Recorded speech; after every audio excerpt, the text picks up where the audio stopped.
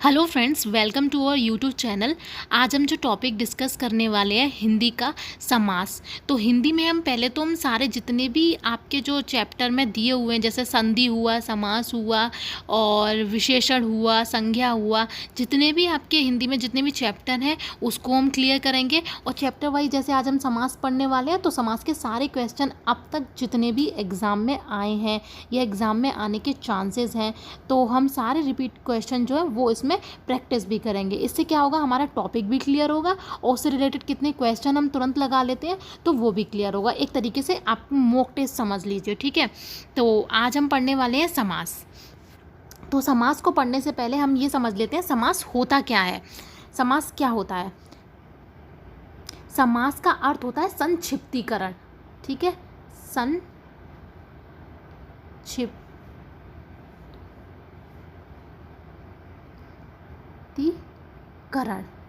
ठीक है। अच्छा, संक्षिप्तीकरण मतलब किसी भी चीज़ को, बड़े शब्द को, कोई बड़ा शब्द है उसको छोटा कर देना, मतलब संक्षिप्त कहते हैं ना। आंसर आता है कि अपना जो आंसर है बड़ा संक्षिप्त में दीजिए, छोटा करके दीजिए, ठीक है।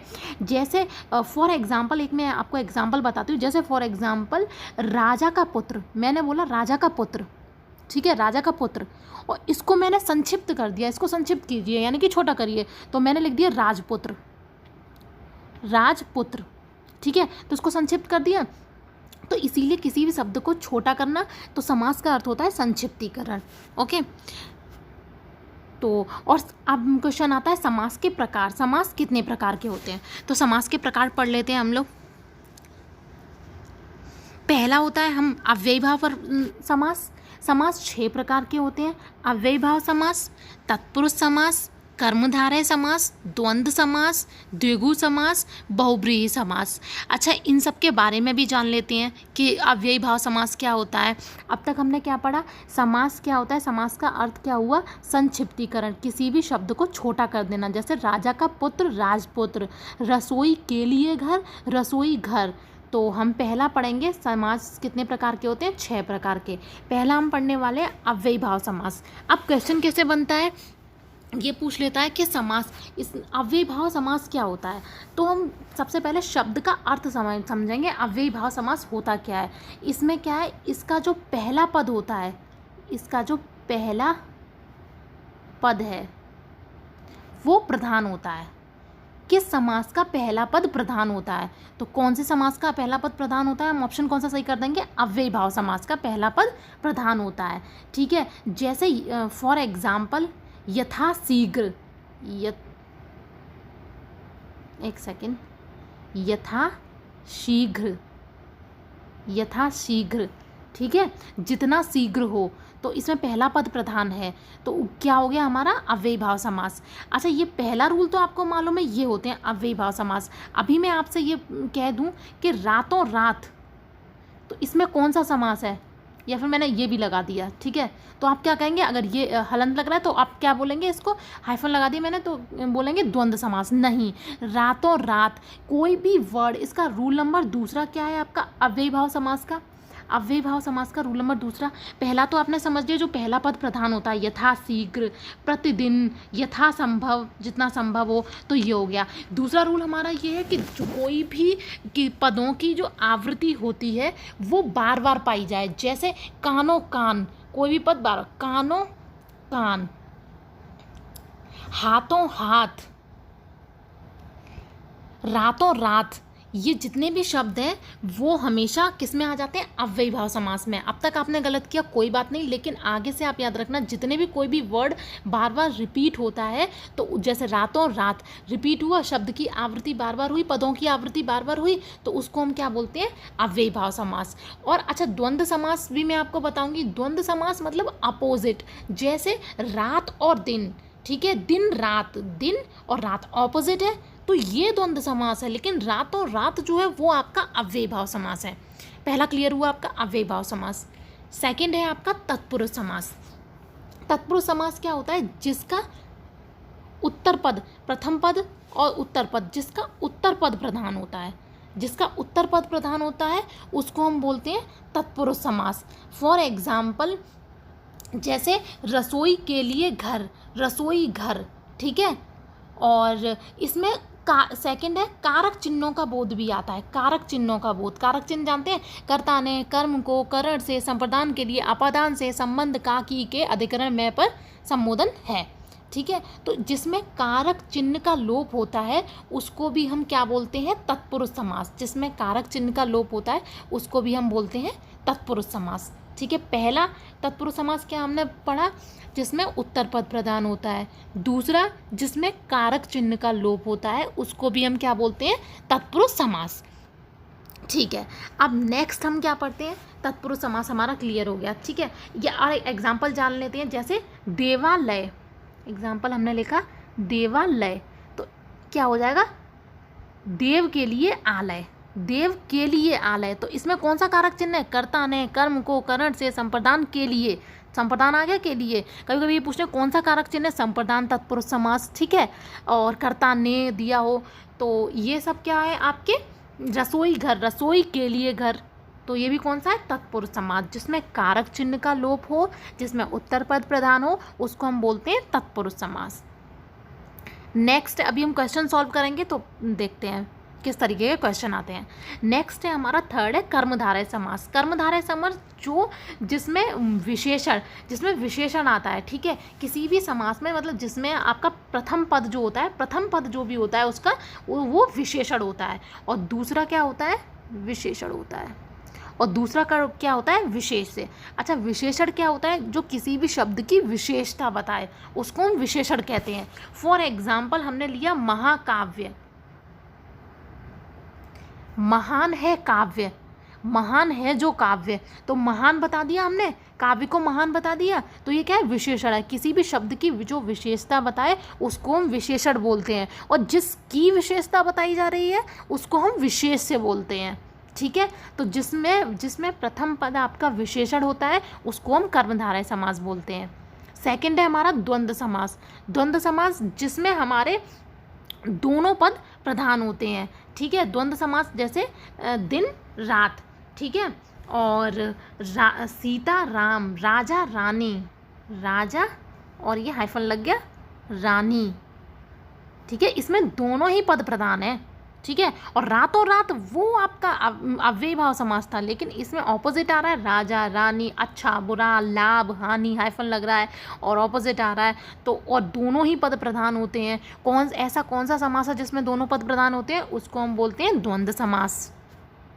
नेक्स्ट है द्विगु समास, संख्यावाचक समास, जिसमें संख्यावाचक का बोध हो। छमाई, दोपहर, प्रथम पद में संख्या, पहला पद जिसका संख्यावाचक, जैसे नव ग्रह, तो नव में 9 है, संख्यावाचक आ रहा है। ठीक है, चौराहा, चौराहा, इसमें पहले में 4 आ रहा है, संख्यावाचक आ रहा है पहला पद, तो उसको हम क्या बोलेंगे, द्विगु समास। बहुब्रीहि समास, इसमें दोनों में से कोई भी पद प्रधान नहीं होता। ऐसा कौन सा समास है जिसमें कोई भी पद प्रधान ना हो, जिसका तीसरा ही अर्थ निकले, उसको हम बोलते हैं बहुब्रीहि समास। बहुब्रीहि समास का एग्जाम्पल ले लेते हैं, जैसे नीलकंठ, नीलकंठ, नीला है कंठ जिसका भगवान शिव का बोध हो रहा है। दशानन, 10 है आनंद जिसके रावण का बोध हो रहा है। लंबोदर, लंबा है उदर जिसका गणेश का बोध हो रहा है। ठीक है, तो ये क्या हो जाएगा आपका, जिसमें दोनों में से कोई भी पद प्रधान ना हो लेकिन तीसरा ही अर्थ निकले, उसको हम क्या बोलते हैं, बहुब्रीहि समास। अब हमने क्या पढ़ लिया, समास का अर्थ होता है संक्षिप्तीकरण, और समास कितने प्रकार के होते हैं, 6 प्रकार के। अव्ययी भाव समास के बारे में जान लिया, प्रथम पद प्रधान, तत्पुरुष समास, आपका उत्तर पद प्रधान, कर्मधारय समास जो पहला पद विशेषण होता है, द्वंद्व समास जिसमें आपके हाइफन लगा होता है, दोनों ही पद प्रधान होते हैं, द्विगु समास पहला पद संख्यावाचक होता है, और बहुब्रीहि समास जिसमें आपका तीसरा ही अर्थ निकले, दोनों में से कोई भी पद प्रधान नहीं होता। अब हम क्वेश्चन सॉल्व करेंगे, कौन से आपके एग्जाम में देखने को मिलते हैं। ठीक है, पहला है हमारा, देखो इसमें ऑलरेडी लिखा हुआ है, एचटेट में आ चुका है 2014 में, स्त्री पुरुष में प्रयुक्त समास है। स्त्री पुरुष में प्रयुक्त समास है, क्या आपको बताने की ज़रूरत है क्या ये अव्ययी भाव समास है, पहला पद प्रधान है, नहीं। कर्मधारय समास है, नहीं। द्वंद्व समास है, इसमें दोनों ही, पहले तो हाइफन लग रहा है, दूसरा दोनों ही पद प्रधान है।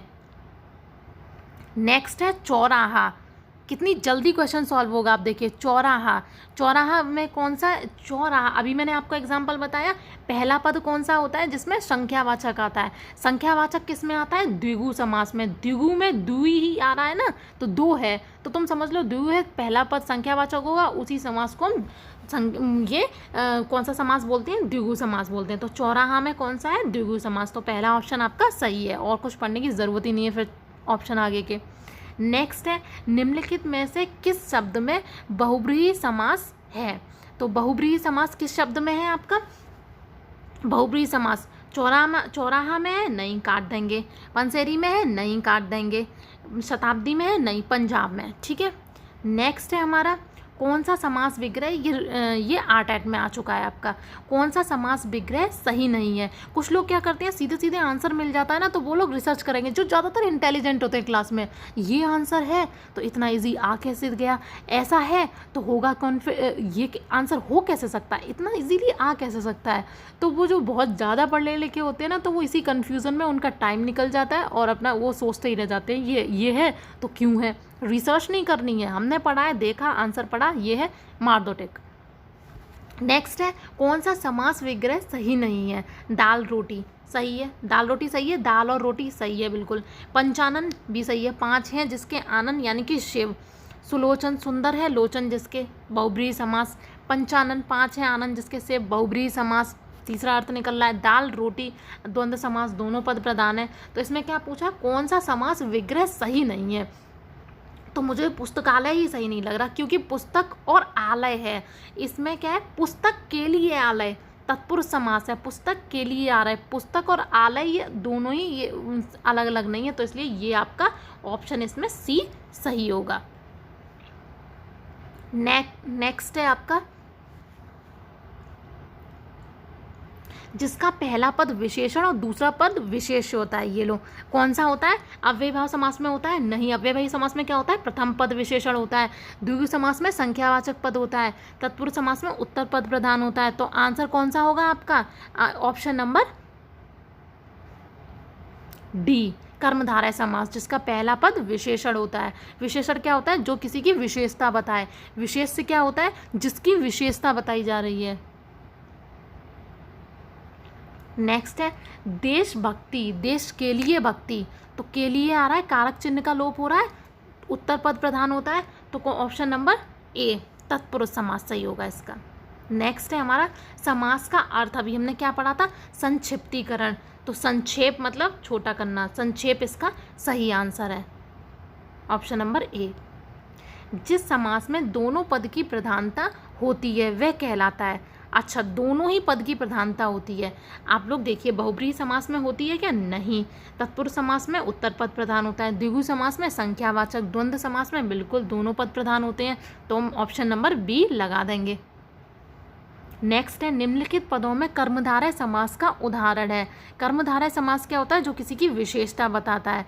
तो महान है काव्य, क्या, महाजन, महाजन आगे विशेषता बता रहा है।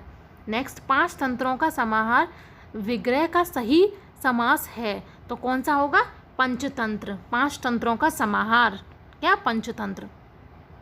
नेक्स्ट, यथाशक्ति शब्द में, ये मैं आपको एग्जाम्पल पहले ही बता चुकी हूँ, अव्ययभाव समास। यथाशक्ति, तो कौन सा पहला पद प्रधान होता है, ठीक है। तो कौन सा समास होगा, अव्ययभाव समास। जिस समास के प्रथम पद प्रधान होता है। प्रथम पद किसमें प्रधान होता है, अभी मैंने आपको बोला, अब तक तो इतनी बार रिपीट कर चुकी हूँ कि आपको शायद याद भी हो गया होगा। तो हमारी वीडियो में यही है कि देखने से ज़्यादा आप समझिए चीज़ों को। अव्ययभाव समास, रातों रात, वरना कॉन्सेप्ट तो आपको समास किताब में भी मिल जाएंगे, याद हो जाएंगे, पढ़िए। और ये वीडियो को आप देखेंगे तो आपकी प्रैक्टिस होगी, याद भी हो गए समास, और आपके क्वेश्चन भी सॉल्व हो गए किस तरीके से आते हैं। रातों रात शब्द का सही विग्रह होगा। सही विग्रह क्या होगा, रात ही रात में। और रातों ही रात में, रातों रात में कौन सा समास है आपका, अव्ययभाव समास। किस समास में प्रथम पद विशेषण एवं द्वितीय पद उपमेय होता है। प्रथम हमें पहला पढ़ लिया, मैं नहीं दूसरा समझ में आ रहा, ठीक है। पहला पद ही प्रथम पद विशेषण, किस में होता है विशेषण, कर्मधारय समास में।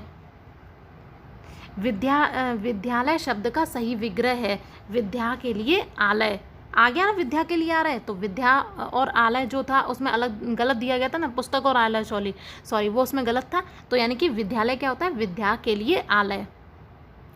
नेक्स्ट हमारा क्वेश्चन, ये हमने पढ़ लिया बस।